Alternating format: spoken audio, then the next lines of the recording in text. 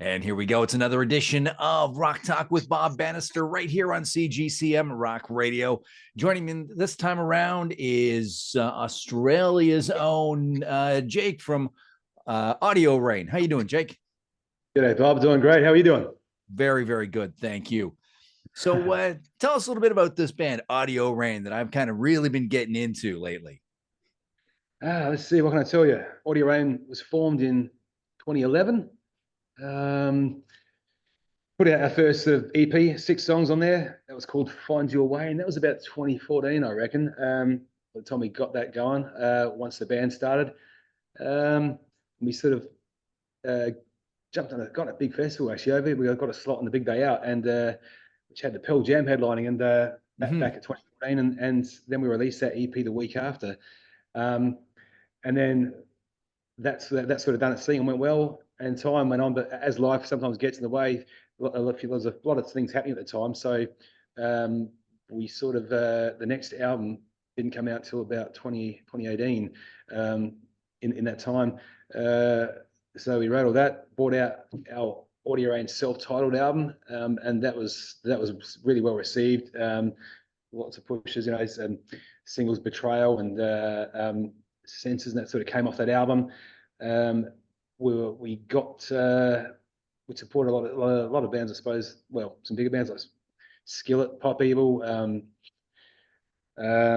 Kip Winger came out and wanted us to do we done an acoustic sort of show with Kip Winger when he came over, and we got with our first label. Well, that's how we got with our first label, and they picked us up. They loved the self-titled album, and so they wanted to do more of a push overseas. So we brought out the International Deluxe Edition, which was a sort of repackaged remake of that with some extra bonus tracks and a couple of radio edits from new stuff we were writing. And then we, as that was rolling out, then we hit COVID, as you know. Mm-hmm. That just really threw a spanner in the works. We had a lot of stuff lined up with some, national supports and just stuff that was happening, and it really sort of messed with everyone, I suppose, in the music industry. I mean, everyone in general. So, but we were sort of, we a lot of bands I know folded, and that was not going to happen to us. And so we pushed through and just kept doing little things. We brought out a song, Relentless, which was basically about us getting through COVID and not, just breaking through and coming out bigger and better. And we were pushing hard with we're doing music videos and socials. But then we got with a new label. In that time we transitioned just because it was the right choice for us at the time.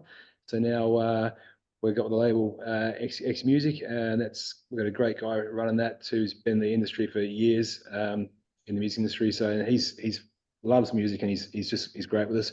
So we move forward, and we finally dropped The Perfect Sea, and that album said it was ready, but we're just waiting on this transition to go through. So that was sitting there for a little bit, but yeah, The Perfect Sea finally came out on May 10, and we've been going hard with that, and it's gone really well. And pre-sales went up. Our fans got the album on the ARIA charts for us, which is a big deal over here. So it was really, it was a nice accomplishment, and thanks to our fans, because the album The Perfect Sea is about them, and that song's dedicated to them. So it was just a really cool way to get that on the charts. So and Excellent. then now we are trying to break through the turbulent music industry, and trying to get ourselves overseas. Well, I think you've achieved that in Canada anyway, because we're spinning your album on CGCM Rock Radio, and just everybody that I played this album for goes, "Wow, man, this is just phenomenal." Now I gotta say, I love the tip of the hat to the fans on the cover. You worked in the lyrics to The Perfect Sea and raising the horns and everything like that.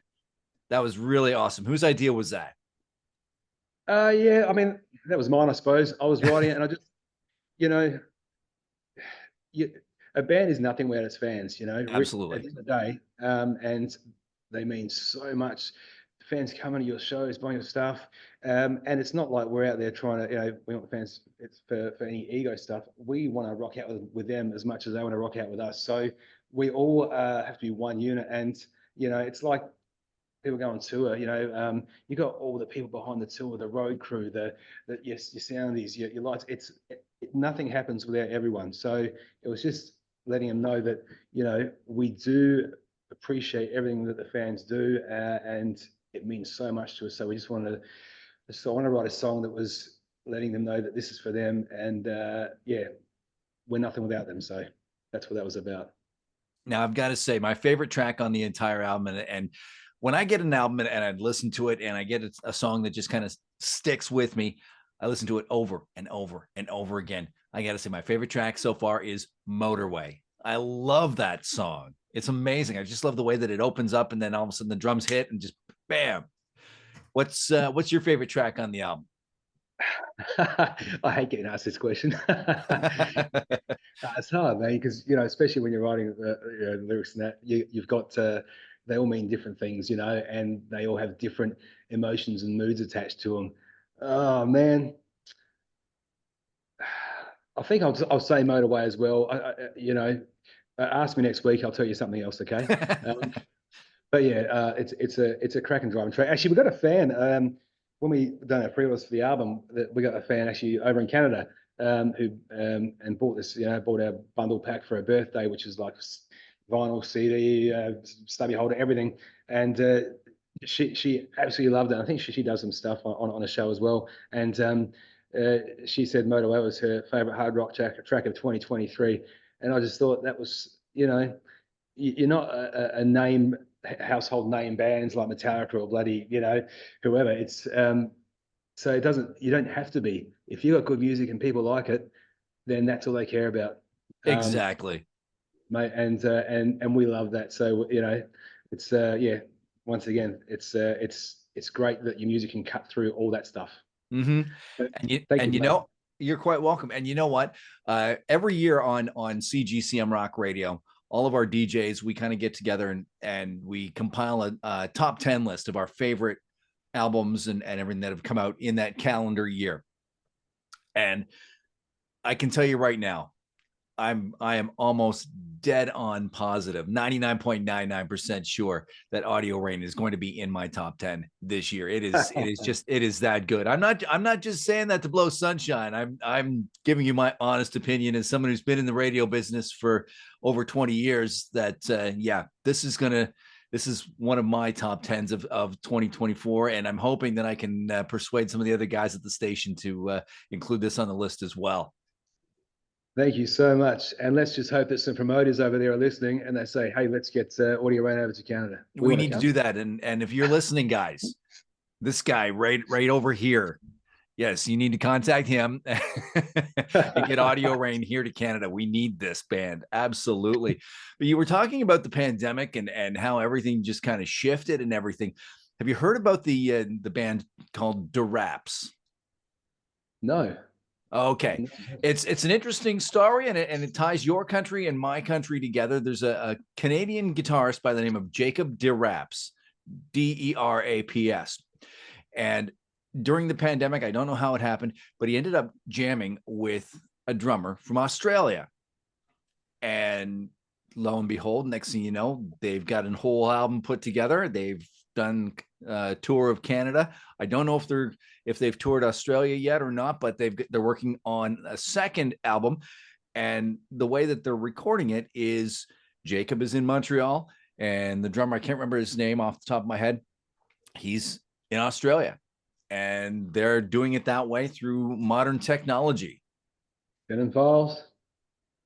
Yeah, yeah. Absolutely. It's definitely the way of the future. Yeah, it is. I mean, it's still cool to be out of the studio, but that is the way it happens. I mean, you know, if you want to do a collab with someone, that's just, it's so easy now, isn't it? It's just, yeah, so easy. I mean, Um, I mean, look at this. You're in Australia, I'm in Canada, and we're having a chat like we're in the next room or whatever. I do a radio show with a buddy of mine. He's in Montreal, and I'm here in Ontario, and you know, it's phenomenal the way that modern technology does or is giving us this opportunity. it is, and it has. And saying that, because it has done that, it's made it so much easier to put music out, and there's so much more music out there. and that's you know, as a band, it's fantastic, but also as a band, it's a lot more.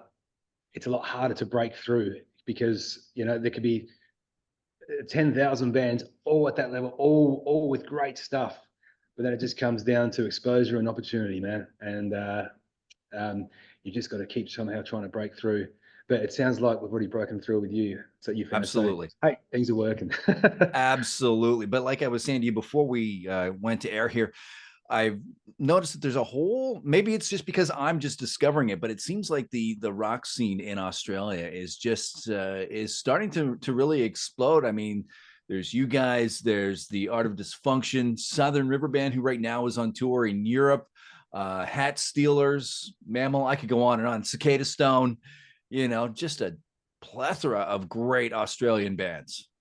It is. I mean, Australia's I think always had great rock bands, but it's so cool that they're yeah they are coming to light and it's breaking through. There's a lot of, and don't get me wrong, you know, not bagging out the genres and that sort of stuff, but I always find it's a lot harder for rock and heavy rock to get Yeah, that exposure that the other genres do. But hey, everyone's trying, everyone's pushing, so you know we're gonna break. We'll all break through soon, I'm sure. absolutely. Absolutely. So who would you say is your musical influences then, Jake? Mine are pretty like everywhere. I mean, I've got you know, I like a lot of different music and a lot of different styles, um, and decades, I suppose, as well. You know, but for me personally, it'd be bands like I grew up with Iron Maiden, you know, Metallica. I mean, but singers like Ronnie James Dio, you know, Oh Chris yeah. Cornell, you know, all the greats, man. Um, yeah, Bruce Dickinson, Miles Kennedy, like this. Um, those bands. But yeah, so bands like that, Alter Bridge, um, Stone Sour. I mean, there's yeah, my influences, and even Kiss. That was my first favorite band when I was 6 years old. You know, so it's always been hard, heavy rock, and then also metal. So yeah, they're my main influences. But in our bands, all the guys, we're all got pretty different influences, which is really cool, I suppose, for the band because when we write stuff, you'll just hear a touch of this and a hint of that in different songs because we do write together and our influences, besides their crossovers, are Mhm. really quite varied, which I think makes for a yeah for a good writing band, I suppose. Yeah. So you just touched on one question that I wanted to ask then. So do you as a band write as a collective unit, or is it, you know, you might have an idea and come to the band and say, hey guys, what do you think of this? And then everybody else kind of says, okay, yeah, we can do something like that. Or how's the creative process work in your band? It wouldn't necessarily have a system. It can come about all different ways. Um, I mean, I've you know, I come up with riffs and I'll say to Alec, our guitarist, hey man, I got this riff. Let's work on this, and we do, and that might just be all based off my riff and one song, or then Alec will have some stuff, and then we might throw some riffs together. I generally write all the lyrics, but there's a you know we're sort of probably going to do a bit more collaboration with that too. But mind you, our bass player Ash wrote the song Whisper. I added, you know, I altered a few things in that for me. But yeah, we're just there's no rule or rhyme, but it's generally myself and Alec doing that, and then Ash sometimes brings some songs in, but we just throw stuff together. Sometimes I said it's his or it's mine or it's a mix up of both. That sounds cool, and then we'll take it to rehearsal, and then you know Dita will come in and do some drums, and then we just sort of say, no, let's try this, let's try that. So it's just real. It's a real sort of yeah mash up and throw together and see what works best when we finally get it all together. Which is it's cool. I like that. There's you know it's a bit spontaneous sometimes. You know. That's cool. That's cool. Kind of like I don't know if you're familiar with. Of course, you might be familiar with the Canadian band, the Guess Who, and their the story behind their biggest song, American Woman, comes about where Randy Bachman was on stage and he was just jamming a riff just to make sure his guitar was in tune, and Burton Cummings jumped on the mic and just started singing the lyrics to American Woman, just made him up on the spot live in concert. Is that right? Wow. Yeah. Do That's a you cool story, man. do you have a song that's come together like just that easy that something happened and just boom, there it is? No, I don't think so. I um, when I mean, and sometimes I can be like, oh man, I think it's time. I got to get some writing done, and you just, I don't know whether you overthink it, but it's just time, and nothing's coming, and then all of a sudden, it'll always come. It'll always come to me most times at night, and I've just gone to bed, right, and I don't take my phone to my room, and I leave it because I don't want to get hassled with my phone, even on silent. I just leave it out, and I'll be lying there. Next minute, lyrics come to me, like, and I've tried it before. You go, I'll remember this in the morning. You wake up and you just got crickets. So from now, like, oh god damn it, and I go up out of bed, walk all up the hallway, get my phone out, record lyrics. Okay, I've got that down. Go back to bed.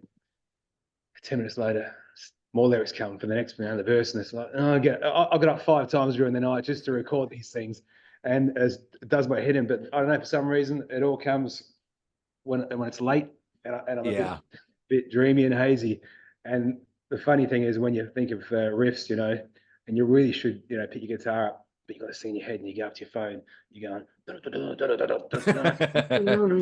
and in the morning, and you go up and listen, and you go, what the fuck is that? Because in your head, you have the Exactly. full harmonies and all the stuff going. You go, I don't know what that is. Anyway.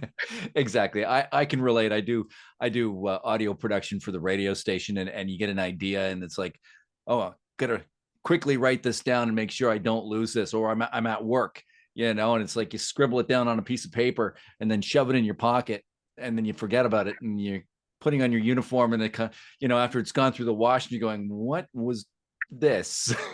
The creative process is a funny process, really.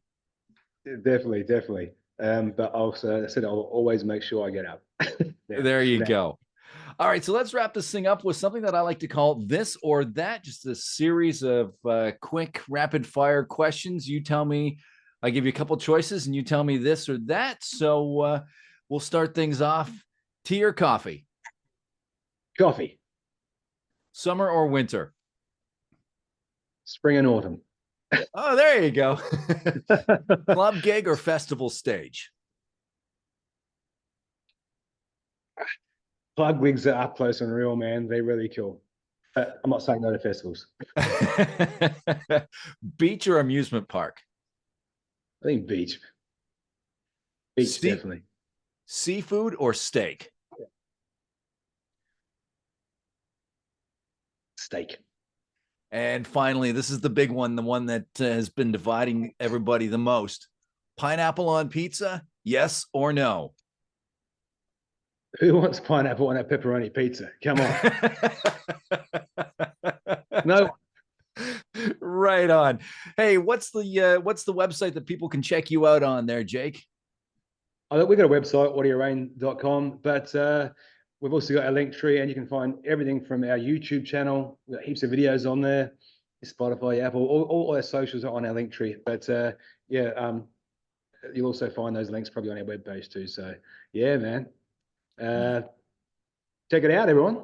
All right, very cool. And of course, you answered another one of my questions. Yes, you do ship to Canada, so I can add some stuff to my wish list. Good man. Thank you so much for having us, man. Oh, you're quite welcome, and thank you for coming out today. And ladies and gentlemen, this has been Jake from the band Audio Rain. Check it out. And thank you for joining us for this edition of Rock Talk right here on CGCM Rock Radio.